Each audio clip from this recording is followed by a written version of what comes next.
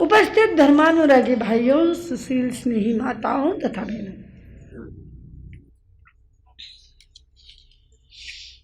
दो बातें हैं।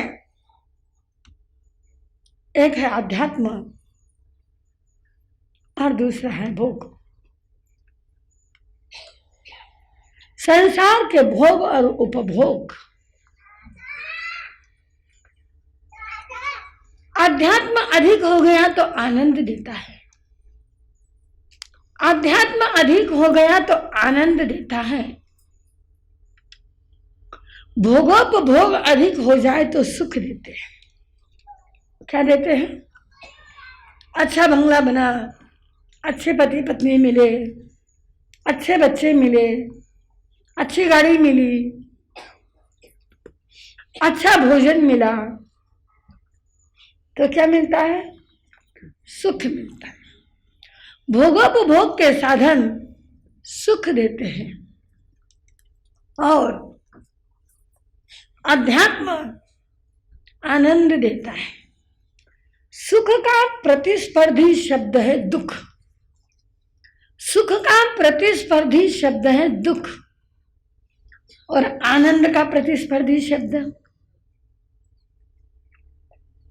कोई डिक्शनरी में आनंद का प्रतिस्पर्धी शब्द नहीं है, क्योंकि एक बार आनंद आ गया तो फिर बात बन गई, फिर जिंदगी बन गई। आनंद, आनंद एक शब्द ही अलग है। हम लोग आनंद पाने के लिए अध्यात्म की ओर बढ़ रहे हैं। हम देख रहे हैं श्रावक के 31 गुण। आपको लगता होगा महाराज साहब रोज रोज रोज रोज एक ही बात को दोहरा रहे हैं। दोहरा नहीं रही हूं, समझा रही हूं। दोहरा नहीं रही हूं, समझा रही हूं। हमने देखा श्रावक का पहला गुण अक्षुद्रता, दूसरा स्वस्थता, तीसरा सौम्यता, चौथा लोकप्रियता, पांचवा अक्रूरता। श्रावक क्रूर न बने। छठा पाप भीरुता, सातवां अशठता, आठवां सुदक्षता, नौवां लज्जावान, 10वां कृतज्ञता। कल कौन सा गुण देखा? कृतज्ञता। संसार में जन्म लिया है, संसार में आया है, अनंत जीवों का हमारे ऊपर उपकार है। उन अनंत जीवों के प्रति हमारे मन में कृतज्ञता की भावना होना, कृतज्ञता होना और कृतज्ञता का ज्ञापन होना। भले वो रोज नजीक रहने वाला हो या दूर रहने वाला हो। एक गिलास पानी पियो तो आप काय की जीवों को कहना हम तुम्हारे उपकारी हैं, तुम्हारा हमारे ऊपर उपकार है। एक फल का सेको तो अग्नि काय के जीवों को कहना तुम्हारा हमारे ऊपर उपकार है। एक लोटा पानी पियो तो कहना हे जल देवता, हे आप काय के जीवो, तुम्हारा हमारे ऊपर उपकार है। कभी कहते हो क्या? नहीं कहते हो तो खाने में सभी जीवा सिद्धांत नहीं चलेगा। पहले उपकार मानो, पहले उपकार मानो और बाद में खमाओ। उपकार है इन जीवों का और किसी भी जीव का उपकार मानते हैं। हम किसी का उपकार मानते हैं, माँ बाप का उपकार मानते हैं, किसी ने हमारे ऊपर कृपा की उसका उपकार मानते हैं, किसी ने हमको पैसे दिए उसका उपकार मानते हैं। तो उपकार मानने वाले का दुरुपयोग करते हैं क्या?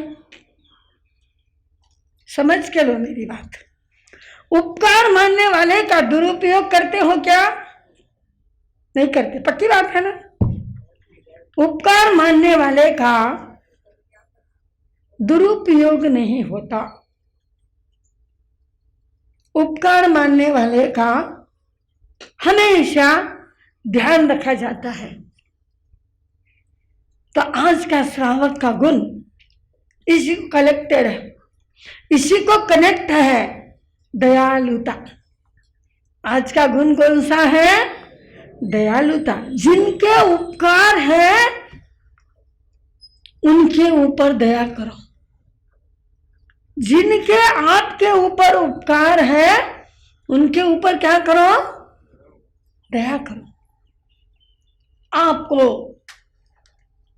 भगवान ने हमारे प्रतिक्रमण के अंदर, आपके प्रतिक्रमण के अंदर 12 व्रत बताए हैं।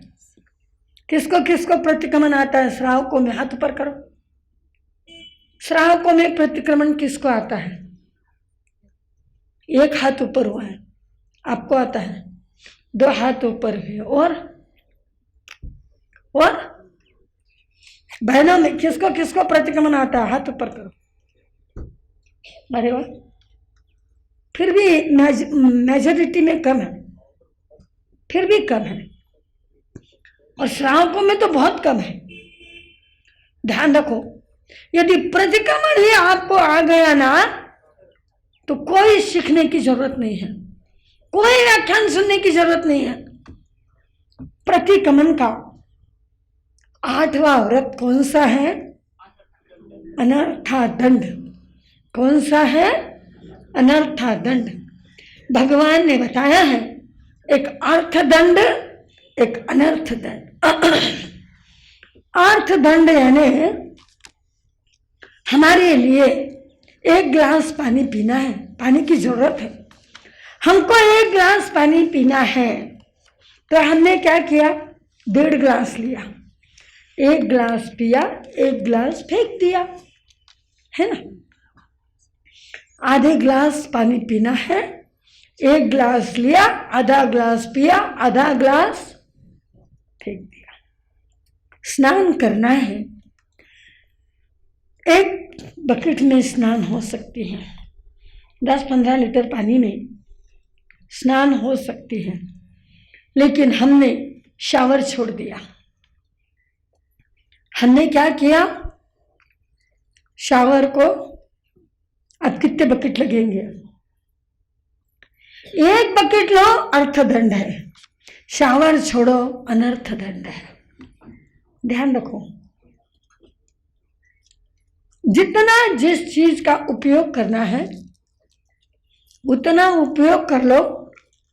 दंड तो है, दंड तो है, लेकिन कौन सा दंड है? आपकी ध्यान मेरे तरफ। दंड तो है, लेकिन कौन सा दंड है? अर्थदंड है। अर्थदंड ये गुनाह है, अर्थदंड ये गुनाह है, और अनर्थ दंड ये अपराध है। 2 बातें मेरी ध्यान रखना। अर्थदंड ये गुनाह है और अनर्थ दंड ये अपराध है। गुनाह करने वालों को माफी है, गुनाह करने वालों को प्रायश्चित है। गुनाह करने वालों को क्या है? माफी है, प्रायश्चित है। अपराध करने वालों को कुछ नहीं है, अपराध करने वालों को भोगना है। अपराध करने वालों को क्या करना है? मेरी बात समझ में आ रही? बराबर। तुम्हारे काम के लिए तुम जितने चीज का इस संसार के अंदर, इस पृथ्वी के अंदर जितनी चीजें हैं, उनका उपयोग आपकी जरूरत के हिसाब से करो, ये आपका गुनाह है। इसके लिए माफी है, इसके लिए प्रायश्चित है।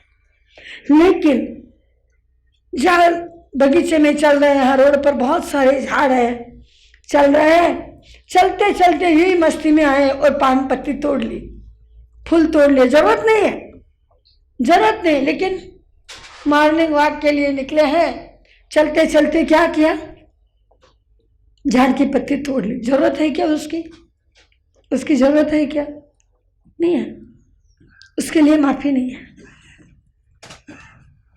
इसके लिए माफी नहीं है। तुम्हें यदि जरूरत है उतने चीजों का यूज करो, तुम्हारे लिए माफी है। तुम्हारा गुनाह है, वो तुम्हारा गुनाह माफ हो सकता है, वो तुम्हारे पाप साफ हो सकते हैं। और तुमने यदि अनर्थ दंड कर लिया तो वो तुम्हारे लिए सजा के बिना कोई क्या है, पर्याय नहीं है। तुमको रहने के लिए कितनी जगह चाहिए? कितनी जगह चाहिए? कितनी जगह होनी? तुम बोलो कितनी जगह चाहिए? तुमको समझता है स्क्वायर फुट, इंच, एकड़, हेक्टर, मीटर, ये सब तुमको समझता है। तुम बोलो एक व्यक्ति को रहने के लिए कितनी जगह चाहिए? कितने स्क्वायर फुट? 10 स्क्वायर फुट बस। और तुम्हारे पास में कितनी है? गुनाह की अपराध, गुनाह या अपराध, अपना स्वयं का स्वयं एनालिसिस करो, स्वयं का एनालिसिस स्वयं करो। बीमारी का एनालिसिस डॉक्टर करता है, लेकिन अपने पापों का एनालिसिस अपन स्वयं करो। अरे सारी जिंदगी भर झंझट, 4000 square foot, 15,000 square foot, 20,000 square foot. कल एक व्यक्ति आया, बाप जी हमारा मकान है ना 20,000 स्क्वायर फुट में है। कितना हजार स्क्वायर फुट? थाने वाले मैंने 20,000 स्क्वायर फुट कितना हो? 20,000 स्क्वायर फुट में बांधकाम किया हुआ है। मैंने कहा श्रावक जी लोग कितने हैं?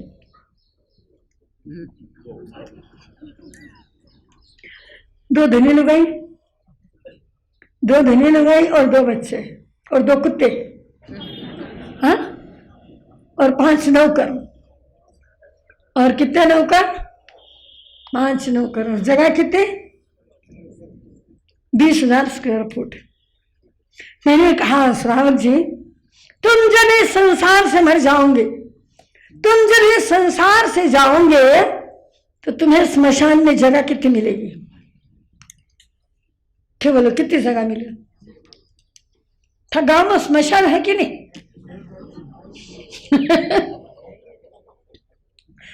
स्मशान है ना तुम्हारे गांव में? मेरा चिंचड़ गांव में चौमासा था ना, तो मेरे मौर्य यात्री निवास के बाजू में स्मशान था। स्मशान जिंदगी में कभी देखा नहीं, लेकिन वो 2000 में देख लिया। कितनी जगह है? कितनी जगह चाहिए तुम बोलो?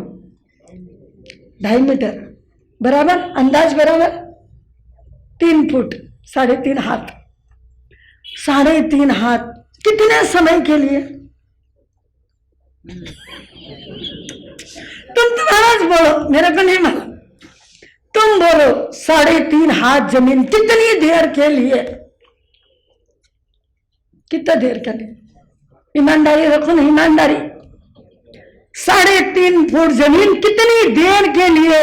पहले जमाना था एक लाश जलती थी तो 3 दिन तक दूसरी लाश उस जगह पर नहीं जलती थी। ऐसा जमाना था। 3 दिन के बाद में वो कुछ रागी किए वो फूल गिल सावरते थे, उठाते थे, उसके बाद में उस जगह पर दूसरी लाश जलती थी। अब आज पहले 3.5 फुट जमीन 3 दिन मिलती थी। एक दिन पहले मर गया तो 2 दिन, हाँ, पहले दिन मर गए तो लोग दूसरे दिन ही तिया कर लेते हैं। मरियो जी दिन कनो 3 दिन, है ना? ऐसा ही रिवाज है ना कि जलाते हैं उसके बाद में 3 दिन। बोलो ना फटाफट, मन नहीं माना। जिस दिन इंसान मरता है उस दिन से 3 दिन। भले दवाखाने में से लाश लाने में 2 दिन लग गए तो जला है कि दूसरे दिन तियो। अरे कम से कम पहले जमाने में मरते थे लोग तो 3 दिन तक उनको 3.5 हाथ जमीन मिलती थी। आज यदि कोई मरता है तो लाइन लगती है मशीन के सामने, तो मशीन के सामने लाइन लगती है। कब इसके बटन दबाए कब नीचे हाथ में राख आए और कब दूसरा। सच्ची बोलो, तुम्हारे यहाँ यही रिवाज है ना? कई रिवाज है, बटन दबा और लारे कितना उभा रहा लाइन में। अरे जिंदगी की लाइन तो लाइन, मुर्दे की लाइन। अरे जिंदगी की लाइन तो लाइन, लाश की लाइन 3 दिन भी तुम्हारे लाश की जगह तुम्हारे लिए सिक्योर नहीं है, तुम्हारे लिए परफेक्ट नहीं है, तो तुम्हारा ये 20,000 स्क्वायर फुट का बंगला तुम्हारे लिए कितने दिन रहने वाला है मरने के बाद में? कितना दिन? पहले स्मशान में 3 दिन जगह मिलती थी, घर में नहीं मिलती थी। घर में तो लोग कहते उठाओ जल्दी, उठाओ उठाओ उठाओ, रात भर कौन जागे, उठाओ। पहले तो ज्यों त्यों लाज काज से लोग रात दिन जगते थे, रात भर जगते थे। आजकल तो कहते दवाखाना में से रख दो, रात भर सवेरे ले आओ। सवेरे अच्छी तरह से नाश्ता गिरसा कर लेते हैं, खा लेते पी लेते हैं और बाद में वो घर लेके आते। अरे क्या कंडीशन है, किसके ऊपर इतना रहे हो? हाँ, खाए के लिए अनर्थ दंड। जिस बंगले को बनाने में तुमने 2-4 साल 10 साल लगा दिए, जिस बंगले को सजाने में तुमने 10 साल लगा दिए, क्या तुम्हारे परिवार वाले यदि तुम दिन में मरो तो 10 घंटे लगाएंगे तुमको उठाने में? हाँ, 10 घंटे की जगह तुमको नहीं मिलने वाली है और मरने के बाद में 3 दिन उस जगह पर दूसरी लाश ना जले, ऐसी सिक्योर जगह तुम्हारे लिए नहीं है क्या? तुम बोलो है? फिर काय के लिए झंझट, अनर्था दंड क्यों? फिर अनर्था दंड क्यों? हाँ, कई लोग मैंने ऐसे देखे 20,000 स्क्वायर फुट का बंगला बनाया बनाया बनाया और जिस दिन बंगले की वास्तु शांति थी उसके 2 दिन पहले ही संसार से चले गए। पीछे के लोग रो रहे, बाप जी बंगला तो बनाया मैंने 1 दिन भी रह नहीं सका, थाने इतनी तो अक्ल आना दे नहीं रह सका तो तुम कहां से रहोगे? इतना तो समझो, उनके नाम से रोते हो, खुद तो समझो, खुद तो समझो। क्या है जिंदगी? अनर्था दंड क्या कर रहे हो? किसके लिए, क्यों और कितना? सोचो। दयालुता श्रावक का गुण है, दयालुता। जितना चाहिए उतना जरूर करो, उतना तुम्हारे लिए माफ है, उतने के लिए तुम्हें कोई सजा नहीं है। लेकिन जब तुम अनर्थ दंड करोगे तो उसके लिए तुम्हें कोई माफी नहीं है। और अनर्थ दंड होता है कि नहीं होता है? हाँ, क्या कर रहे हो जिंदगी में, कैसे जी रहे हो? टब बात, शावर का पानी, क्या क्या है? अरे जम्बू स्वामी को माँ ने कहा था, बेटा मैं तेरी माँ हूँ, तू मुझे छोड़ के मत जा। ना जाने मैंने तेरे ऊपर कितने उपकार किए हैं। इतिहास और पुराणों में आता है कि माँ के जितना उपकारी और कोई नहीं रहता है। बेटा तू मुझे रुला के मत जाना। तब जम्बू कुमार ने सिद्धांत में एक बात कही। क्या कहा? एक लोटो पानी पीऊए माता मायर बाप अनेक सदारी दया पार सुए माता आनी मन विवेक माता मोरी जननी लेशो संयम भाव। एक जवाब दिया, एक लोटा पानी मां पीता हूं तो उसमें अनंत माँ बाप को पी लेता हूं। एक लोटे पानी पीऊए माता मायर बाप अनेक। एक लोटे पानी के अंदर कितने जीव हैं और जितने जीव हैं उतने कभी न कभी मेरे माँ बाप बने हैं। माँ मैं उतने जीवों की दया पालने वाला हूँ, इसलिए मुझे संयम लेना है।